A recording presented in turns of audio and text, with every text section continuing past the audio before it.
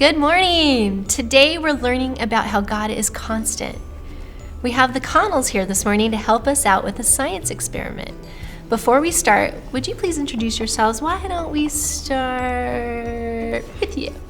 Hi, I'm Kipton, and I am the oldest out of all my three brothers. And how old are you? I'm 10. And what grade are you going into? 5th. All right.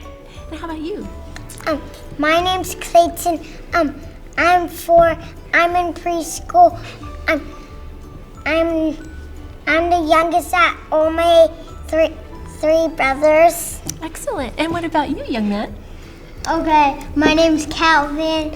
I'm 7 years old. I'm going in the 2nd grade. These are my 2 brothers. So they're fellow baseball lovers, and we all love the same team. So could you tell everyone who your favorite baseball player is? Why don't we start with you? Mookie Betts or Cody Bellinger? Ooh, new. This is new this year. Okay, who's your favorite player? Clayton Kershaw and Mookie Betts. And Mookie Betts. And what about you, Calvin? Mookie Betts for sure. Oh, Mookie, you did a whole sweep there.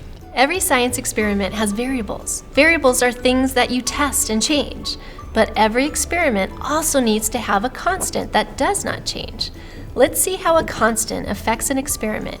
To do so, I've turned a chair into a launcher, and the Connells are going to help us with this experiment. You want it in front. Pinch it, and then ready, pull it back. Woo, that was a good one.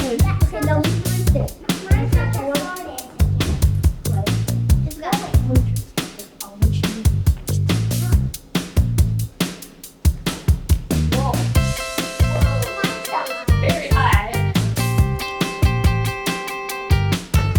Whoa, good one. All right,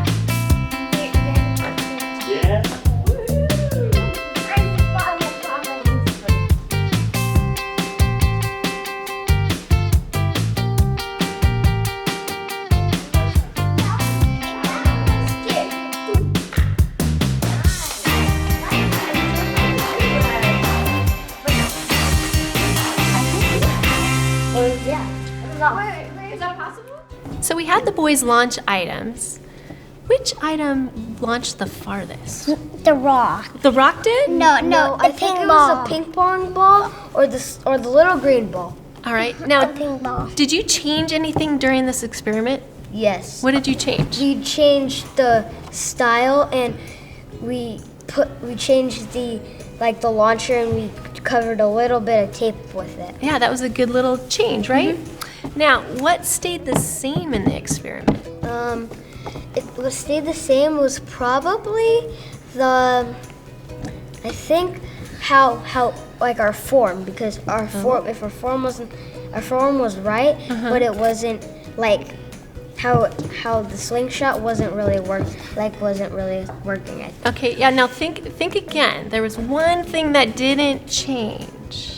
Oh, how far they went. No, there's something that didn't change. Think about what we had. What did we use to launch these items? The rubber band. Yeah. And Oh the yeah, chair. the rubber band. But the rubber band, we moved it, right? We moved it And back. the table. And the table. no, the what- chair. The chair. The Yeah, the chair. chair. Very good. The chair remained the same. Now, many things changed, but the chair stayed the same. Like the chair, God is our constant in life. God is faithful. Even when things in life change, God is still faithful. Now, has something changed in your life recently? Yes. Yeah, what? Being stuck at home. Being stuck at home. Did God help you with that change? No. Yes. Yes. Yeah. Yes. No. Yeah. Yeah. Because He doesn't change, right? Yeah. And He can help you with your change. And it even tells us that in the Bible, that God is the same today that He was yesterday and that He'll be tomorrow. And the next, trillion years? Yeah, we don't know. We have no idea. All right. Well, you guys, thank you so much for doing the launching for us. You guys can make a launcher at home. All you need is 2 rubber bands And a small chair. and a chair and some things to launch. All right. Do you guys want to say goodbye to your friends? Bye. Friends at home, when has something changed in your life? And how did God help you with that change? For me, my mom recently passed away. This has been a huge change for me, and I miss her deeply. But God's love and peace and His Bible have been my constants. God is faithful. We can count on His constant love and presence in our lives. Today we have a story from the Old Testament and the New Testament. They both show us how faithful God is. Before we begin, we have a short video on God's faithfulness.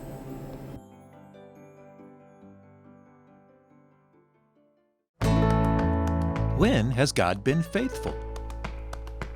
God was faithful to Noah because he sent the rainbow and he promised that he would never send the flood again, and he didn't. This is a picture that I saw God being really faithful. This is my dad. He's saying, I don't like the job I'm in because, well, there's this person that is making him feel really down. My dad right here, he is asking for another job. But the person there, he says no. Now I was praying here for my dad to get a job. My dad said, can I get this job? And then the person says yes. And that's how I know that God is faithful. This is a picture of my little sister, Zoe. When I was 7 years old, my brother died of brain cancer. And I never really thought that I could feel happy like I did when I was with him. And then, that same year, my little sister, Zoe, was born. And she reminded me of him all the time. So I'm really glad that God gave me Zoe. God was faithful to me by giving me my sister, Zoe. My picture is about Jesus. When Jesus died on the cross, we can have eternal life. God is faithful because He gave us Jesus. We were driving in the car and we felt a jolt. We looked outside and the tire was flat. And we looked in our trunk and that one was flat too. And then a man came driving along. He got out and said, "Do you need help?" And we said, "Yeah, that would be great." He helped us to a station where they were able to repair the wheel. And then they came out and Mom asked, "How much is it?" And they said, "It's already been paid for." This is the time I felt like God was very faithful by sending this man for us. God has been faithful by giving me a friend, because when I moved from Uganda, I didn't have any friends because I left all my best friends behind. But then God gave me this friend of mine named Riley, and she's been a very nice friend. This is my friend Riley, this is me. This is Daniel in the lion's den. Here's Daniel putting his hands on both of the lions.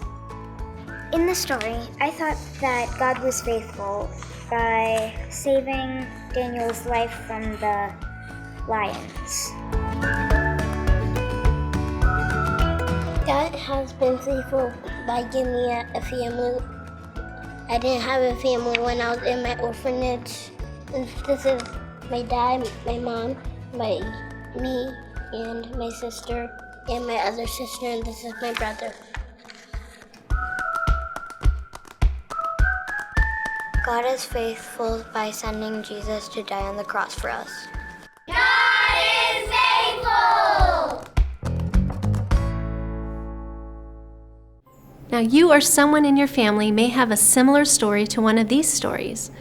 I hope and pray you are comforted knowing that God is faithful, especially right now as things are changing a lot for us. Our first Bible story is about Nehemiah. Nehemiah is in exile in another country. While he is in exile, he hears that the wall around Jerusalem is in ruins. He is devastated and he cries out to God for help. God is faithful to provide Nehemiah with all the supplies, protection, and courage he needs to rebuild the wall. Nehemiah is also faithful to do what God has called him to do.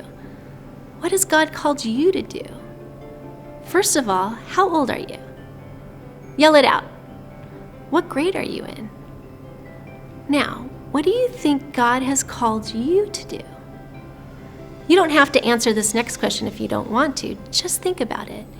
Is God a part of all of your life, Or do you only think about God when you are at church or watching church? What do you do in a normal week? Is God a part of all of it? If God cared about a wall and helping Nehemiah rebuild it, how much more do you think He cares about you? He also cared deeply about Nehemiah and took care of all of his needs.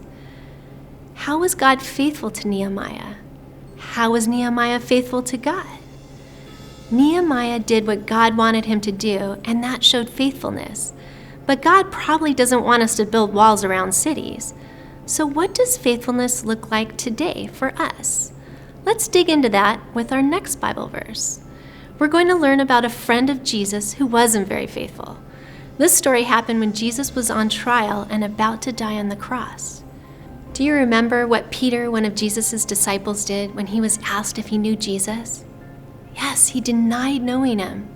How would you react if your best friend claimed he or she didn't even know you? Being friends with Jesus was really unpopular at this time. It was even dangerous. Jesus was going to be killed, and Peter was not faithful to Jesus. What do you think made it hard for Peter to be faithful to Jesus at this time? Yeah, Peter was afraid he would be arrested and possibly killed. Faithfulness is sticking with God even when it's hard. For Nehemiah, that meant building a wall, even though he had to have a scary conversation with the king and do hard work. You might not feel like you have anything going on in your life that is as important as Nehemiah's job to build a wall around Jerusalem, but you can still be a faithful friend to God. Some of you just started school this past week. Some of you are starting tomorrow. Some start next month. I know it looks different, and you've already experienced a lot of change. But remember that during the season of many changes, God never changes. He is our constant. Don't forget to check out our kids' resource page for a craft, crossword puzzle, maze, coloring pages, and more. After Cole leads us in worship, stay tuned to see what candy your friends chose to represent 2020. Have a blessed week, everyone. Bye.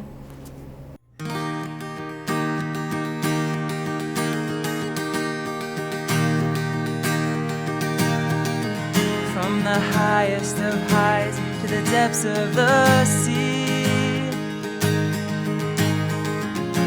creation's revealing your majesty. From the colors of fall to the fragrance of spring,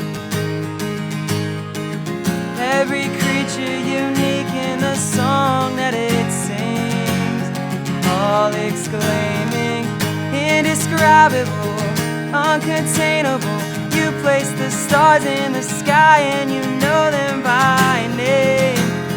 You are amazing, God. All powerful, untamable, awestruck we fall to our knees as we humbly proclaim. You are amazing, God.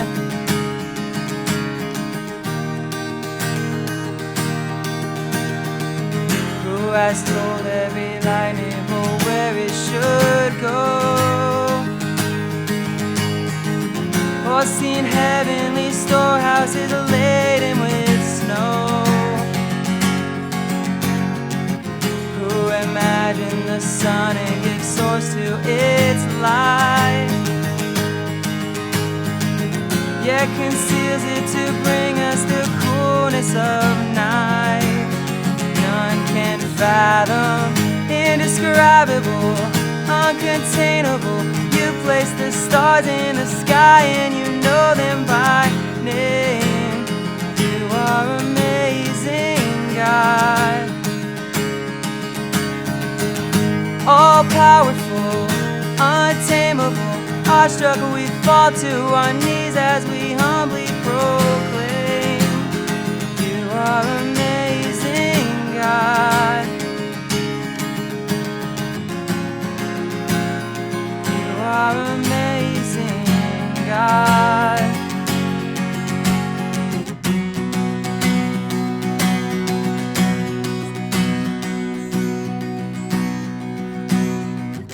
Indescribable, uncontainable, you place the stars in the sky, you know them by name. You are amazing, God. All powerful, untamable, awestruck we fall to our knees as we humbly proclaim. You are amazing, God. Indescribable, uncontainable, you place the stars in the sky, and you know them by name. You are amazing, God.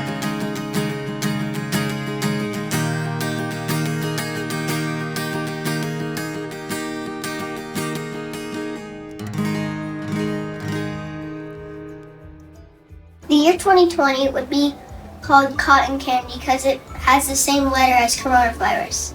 If 2020 was a candy, it would be Sour Patch Kids because even though it's sour, it's still good. It would be jelly bean.